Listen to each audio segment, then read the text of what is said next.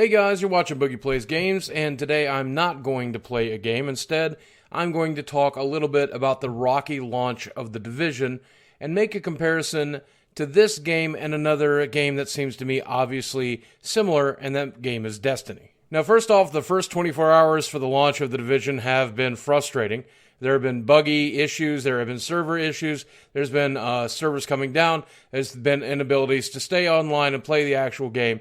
That's very frustrating. And this has been also hitting reviewers who did not get their copies until launch day. If you're playing the game with a purchase copy or you're somebody who got a review copy, doesn't matter. You're still playing the game on launch day, and the launch day experience has been somewhat troublesome. But once you get past all of the bugs and all the server issues and everything else, and actually sat down to play the game, a lot of people, myself included, have found the game to be an interesting shooter with a lot of depth, but that depth is very repetitious and very grindy, very similar to a lot of Ubisoft games. Now, when this game was getting shown off at E3, a lot of people were ready to compare this game to games like Borderlands without the humor, instead of a more serious version of Borderlands.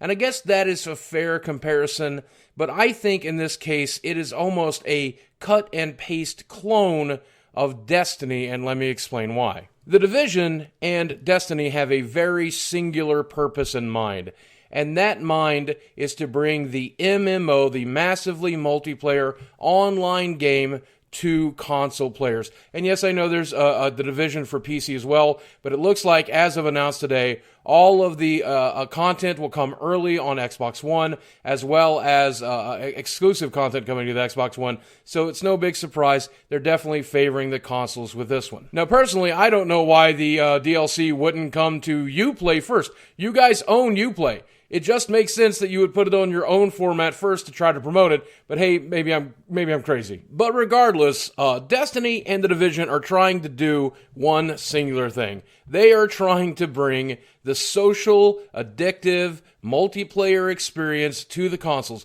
the one that gripped PCs for so very long with EverQuest, with World of Warcraft. And that's what they're trying to do to us now on Xbox One and PlayStation 4. Now, obviously, these games are very different from the role-playing games that we've seen, like World of Warcraft or EverQuest or those types of games. And that is fairly simply, obviously, why. You're putting it on a completely different machine. Your target audience is on the console. And we've seen RPGs like this on the console time and time again, and we've also seen them fail every single time, often quite spectacularly bad. In order to bring that to the consoles, you have to slim down the experience. And there's a huge variety of reasons. You could say it's because of the people playing on consoles, and that's partially it. It's also the fact that they're using a controller and not a keyboard, so it's more difficult to communicate. Not everybody uses voice, whatever.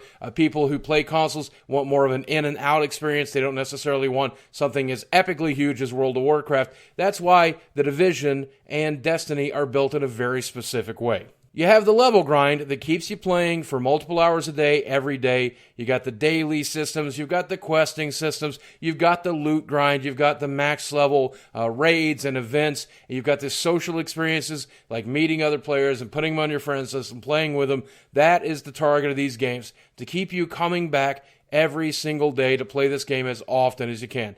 And why is that? First, you can sell them microtransactions, you can sell them skins, you can sell them little minor things that, will sell for $1 or $2 or $3, and all of their friends are going to see that. So obviously that's one way to monetize the system, and another reason you want to keep them playing every single day. But the big money is in expansions, and we've already seen several expansions for Destiny. We now see several expansions for The Division's plan. We already have info about the first two already upcoming. And it's obvious that if you can hook them to the basic game, you sell 1 million units, 2 million units, 5 million units, and then you convince every single one of them to buy your DLC or your expansion pack because they have to, because they're addicted to the grind, they're addicted to the game, because they love playing your game. Well, obviously, you're going to benefit greatly from that. Now, here's the thing. There is a lot of negative things to be said about The Division, and I think reviewers will eventually cover them.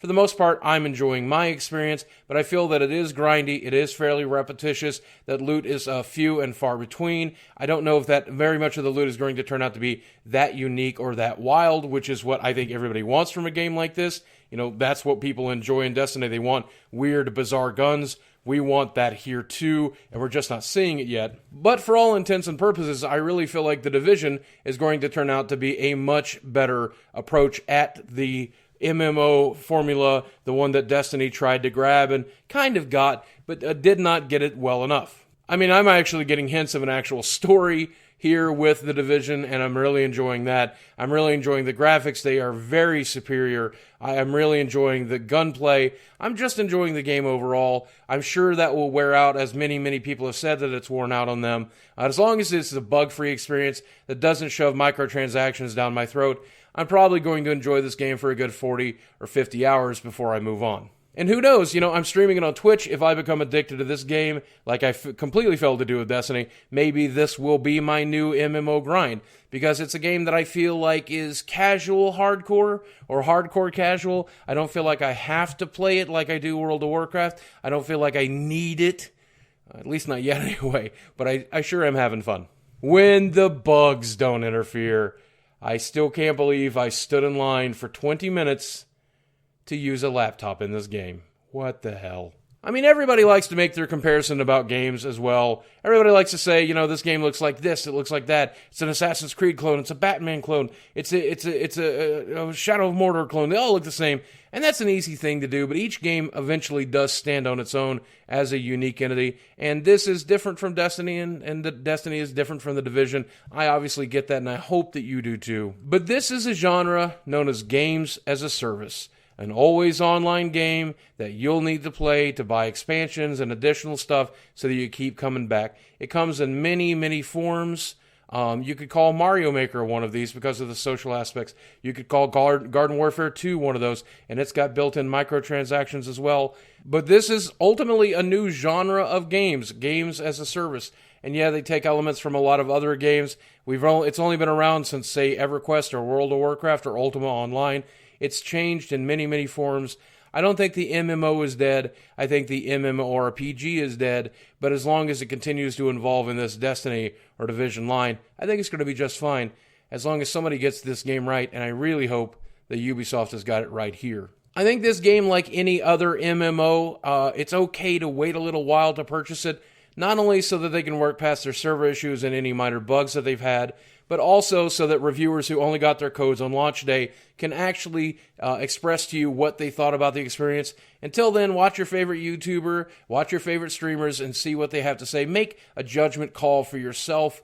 Reviews should be in eventually, though, but it's difficult to review a game like this because you have to see the highest end content and what they have there waiting for you before you can really review this type of game, and that adds a whole other layer of difficulty for consumers to protect themselves. Meanwhile, I'll be playing my review copy on Twitch every night this week. Hope you guys will stop by and check it out. I hope you enjoyed the gameplay here as well.